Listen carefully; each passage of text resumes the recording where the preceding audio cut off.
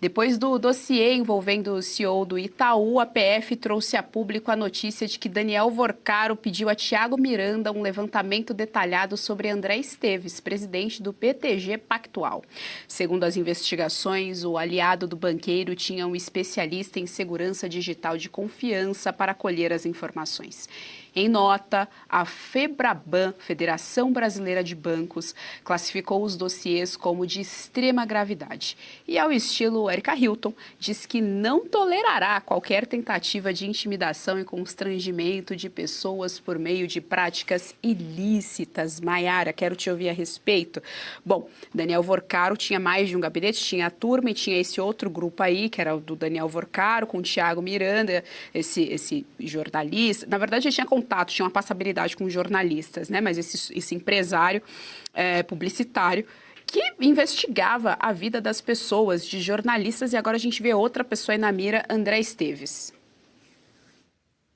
Se fosse só investigar, tá bom, né? O que eles faziam é literalmente criminoso. É o tipo de informação que eles buscavam para tentar descredibilizar realmente as pessoas que estavam sendo investigadas com a intenção de ou difamar ou de conseguir uma brecha para comprar essas pessoas.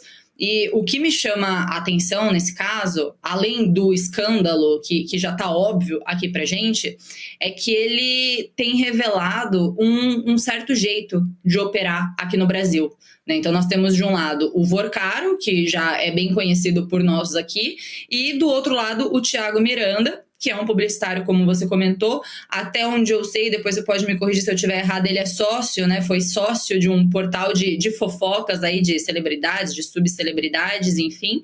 E aí eu faço a pergunta, né? O que um homem desse vai fazer no meio dessa guerra, né, entre bancos? Para mim, tá muito claro, porque quando um banqueiro, ele contrata, um banqueiro extremamente corrupto, contrata um operador de mídia para montar dossiês contra concorrente, para vigiar os outros, né, e até segundo a apuração da PF, para tentar pressionar o Banco Central, a gente está dizendo com todas as letras aqui que ele escolheu um atalho da trapaça, né, que fugiu já há muito tempo só do âmbito financeiro e chegou a todas as instâncias possíveis buscando esse autoenriquecimento, esse ganho de poder sobre os demais. Deixou de ser uma questão financeira faz muito tempo, virou uma questão de caráter, né, uma questão de moral. O que me incomoda muito, que eu venho pensando muito sobre essa situação, é que esse tipo de esperteza, né, ela tá virando normal no Brasil. Eu, pelo menos ao longo da minha vida, eu já ouvi muitas pessoas, né, usando em tom de brincadeira aqueles bordões de você não precisa saber fazer, você tem que ter a malandragem, você tem que ter as manhas. Então, no Brasil, essa malandragem, ela sempre foi aplaudida.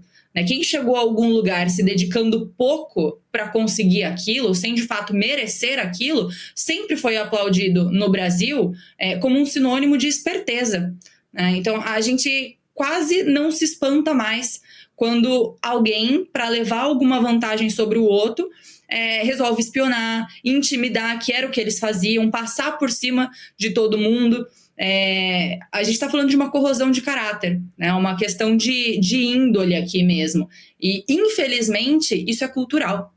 Isso é cultural no Brasil. O Brasil precisa urgentemente construir uma cultura de autoridade moral aqui dentro, né, que de fato dê exemplo, para que a gente não veja mais capítulos, né, dessa cultura de se dar bem a qualquer custo. Eu acho que só serve para alimentar cada vez mais a descrença do brasileiro em tudo. Mas o meu grande ponto aqui que eu quero trazer é exatamente isso. É uma questão que a gente vê como cultural. Agora isso está escancarado na nossa frente, mas isso é reflexo de uma cultura brasileira, né, da malandragem, da esperteza, de conseguir as coisas não por mérito próprio, mas passando sobre os outros, e isso é naturalizado no Brasil. Tá? Eu acho que esse é o grande ponto que eu venho pensando aqui, é isso que esse caso escancara para mim, Geise. Ministro André Mendonça atende a um pedido da Polícia Federal e determina a apreensão do passaporte de Thiago Miranda sob a alegação de risco de fuga. Segundo os investigadores, Miranda teria uma viagem marcada para Miami nesta segunda-feira.